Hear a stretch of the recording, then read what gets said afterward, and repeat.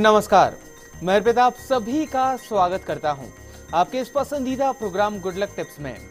दर्शकों, हमारी हमेशा कोशिश रहती है आपको नई जानकारी देने की और हर रोज लेकर आते हैं हम आपकी समस्या के समाधान। आज बात करेंगे कृष्ण जन्माष्टमी उत्सव की आपके इस खास प्रोग्राम गुड लक टिप्स में।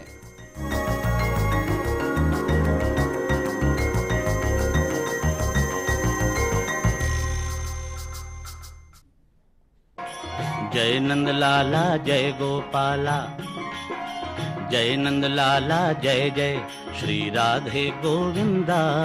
मन भजले हरि का प्यारा नाम है श्री राधे गोविंदा। मन भजले हरि का प्यारा नाम है। सबसे पहले आप सभी को पूरे फर्स्ट इंडिया परिवार की ओर से कृष्ण जन्माष्टमी की बहुत बहुत शुभकामनाएं। दर्शकों, आज नंद के जन्म पर आप सभी को अपने घर को खुशमय बना सकते हैं। आज भगवान कृष्ण को प्रसन्न करें, विधि विधान से उनकी पूजा करें, साथ ही कुछ ऐसे मंत्र और उपाय जो आपको दिलाएंगे गोविंद की कृपा। इसी पर चर्चा करने के लिए हमारे साथ हमारे स्टूडियो में मौजूद हैं जाने माने ज्योतिष आचार्य पंडित मुकेश शास्त्री जी। पंडित जी, आपका बहुत बहुत स्वागत है हमारे स्टूडियो में। जय श्री कृष्णा, जय श्री राधे। तो दर्शकों, चलिए देर किस बात की, इस बारे में जान लेते हैं पंडित जी से विस्तार से। गुड लक टिप कार्यक्रम के सभी दर्शकों के ऊपर भगवान श्री हरि का, माँ लक्ष्मी का, भगवान श्री कृष्ण का, माँ राधे का, माँ रुक्मणी का आशीर्वाद और कृपा दृष्टि हमेशा बनी रहे। आप सभी का कल्याण हो। दोस्तों, कृष्ण जन्माष्टमी भगवान श्री कृष्ण का जन्मोत्सव है।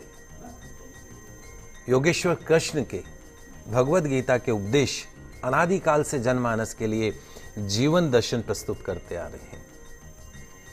तो जन्माष्टमी का जो त्योहार है, ये सिर्फ भारत में ही नहीं बल्कि विदेशों में बसे भारतीय भी, यही नहीं भारतीय नहीं, सिर्फ विदेशी लोग भी पूरी आस्था और उल्लास से मनाते हैं। भगवान श्री कृष्ण को भगवान विष्णु के 8वें अवतार के रूप में माना जाता है। भगवान श्री कृष्ण का जो स्वरूप है, ऐसे विष्णु का 16 कलाओं में से सबसे भव्यतम अवतार है, सबसे सुंदर अवतार है। भगवान श्री राम तो राजा दशरथ के यहाँ एक राजकुमार के रूप में अवतरित हुए थे, लेकिन कृष्ण का प्राकट्य जो है वो आतताई कंस के कारागार में हुआ। देखिए, दोनों में डिफरेंस देखिए। भगवान श्री राम का जन्म हुआ राजमहलों में, भगवान श्री कृष्ण का जन्म हुआ कारागार के अंदर, जेल के अंदर। श्री कृष्ण का जन्म भाद्रपद मास के कृष्ण पक्ष की अष्टमी तिथि की मध्य रात्रि को रोहिणी नक्षत्र में देवकी और श्री वसुदेव के पुत्र के रूप में हुआ। भगवान श्री कृष्ण ने अपना अवतार भाद्रपद माह की कृष्ण पक्ष की अष्टमी को मध्य रात्रि को कंस का विनाश करने के लिए मथुरा में लिया। चूंकि भगवान स्वयं इस दिन पृथ्वी पर अवतरित हुए थे, अतः इस दिन को कृष्ण जन्माष्टमी के रूप में मनाया जाने लगा। तो दोस्तों, इस बार श्री कृष्ण जन्माष्टमी आज दिनांक 25 अगस्त सन 2016 गुरुवार के दिन पूरे धूमधाम से मनाई जाएगी। इस वर्ष भगवान श्री कृष्ण का जो जन्मोत्सव का जो पर्व है, लगभग 52 साल बाद अनूठा संयोग लेकर आ रहा है, जब माह, तिथि, वार और चंद्रमा की स्थिति वैसी ही बनी हुई है जैसे भगवान श्री कृष्ण के जन्म के समय थी 5000 वर्ष पूर्व। भगवान श्री कृष्ण का जन्म भाद्रपद मास के कृष्ण पक्ष की अष्टमी तिथि और रोहिणी नक्षत्र और वृषभ के चंद्रमा की स्थिति में हुआ था। इससे पहले ऐसा संयोग सन 1958 में बना था, तो 52 साल बाद ऐसा संयोग दोबारा आया है। चूंकि भगवान श्री कृष्ण का जन्म अष्टमी की रात्रि यानी रोहिणी नक्षत्र के आरंभ काल के संयोग में हुआ, तो आज भी रोहिणी नक्षत्र की स्थिति में थोड़ा सा अंतर भरा आया है। रोहिणी नक्षत्र का प्रभाव पूरी रात्रि रहने के कारण इस नक्षत्र में लल्ला की पूजा, योगेश्वर श्री कृष्ण का पूजा सुख शांति देने वाला रहेगा, समृद्धि देने वाला रहेगा। साधना, नवीन वस्तुओं की खरीदी के मान से भी आज का दिन सर्वोत्तम माना गया है। जन्माष्टमी के दिन विशेष योग होने के कारण इस वर्ष भगवान श्री कृष्ण की आराधना, व्रत, मंत्र का जाप शुभ फल प्रदान करने वाला रहेगा। मां लक्ष्मी और मां संतोषी की पूजा अर्चना करने से आज के दिन धन्य धान्य प्राप्त हो सकता है, वैभव की प्राप्ति हो सकती है। अगर किसी जातक के जीवन में आकस्मिक धन हानि, व्यवसायिक कष्ट या सुख में किसी भी प्रकार की कमी आ रही है, तो आज ऐसे दुर्लभ संयोग में भगवान श्री कृष्ण का पूजन अनुष्ठान करना शुभ परिणाम देना वाला रहेगा।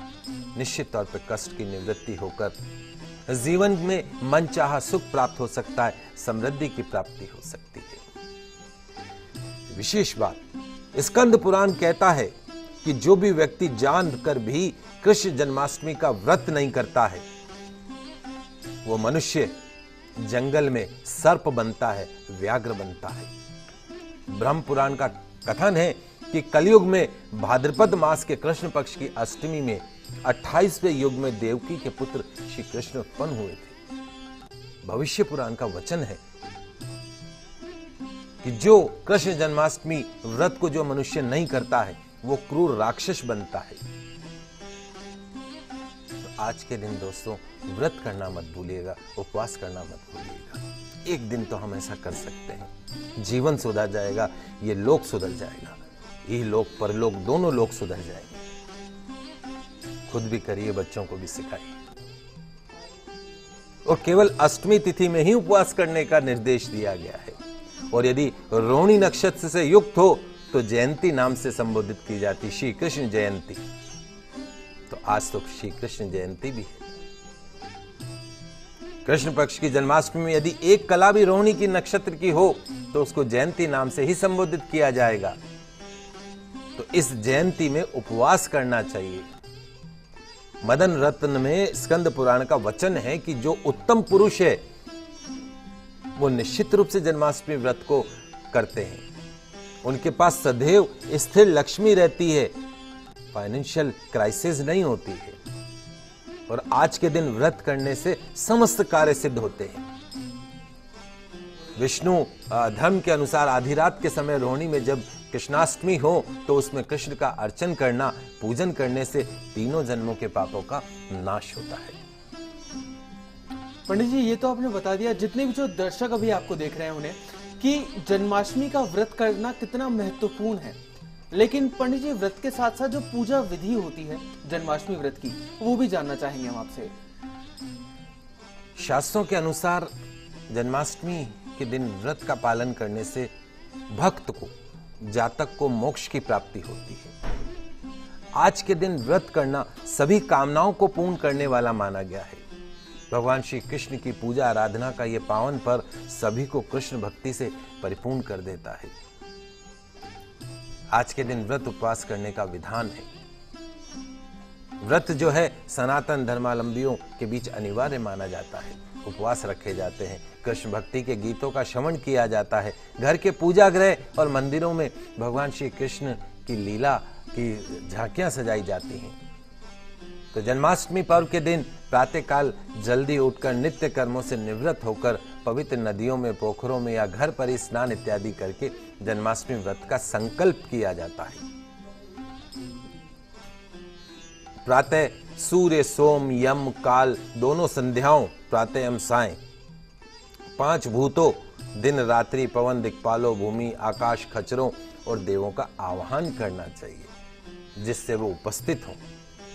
अपने हाथ में जल पूर्ण ताम्र पात्र रखना चाहिए, तांबे के कलश में जल भर के रखना चाहिए, उसमें कुछ फल डाल दीजिए, पुष्प डाल दीजिए, अक्षर डाल दीजिए, मांस इत्यादि का नाम लीजिए। संकल्प करना चाहिए कि मैं श्री कृष्ण जन्माष्टमी व्रत कुछ विशिष्ट फल आदि तथा अपने पापों से छुटकारा पाने के लिए करूंगा।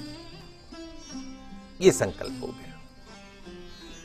तत्पश्चात में पंचामृत और गंगा जल से मां देवकी नंदन भगवान श्री कृष्ण की सोने, चांदी, तांबा, पीतल, मिट्टी की मूर्ति जो भी हो चित्र पालने में स्थापित कीजिए, शुद्ध कीजिए, स्नान करवाइए, षोडश उपचार पूजा कीजिए भगवान श्री कृष्ण की। भगवान श्री कृष्ण की मूर्ति को नए वस्त्र धारण कराइए।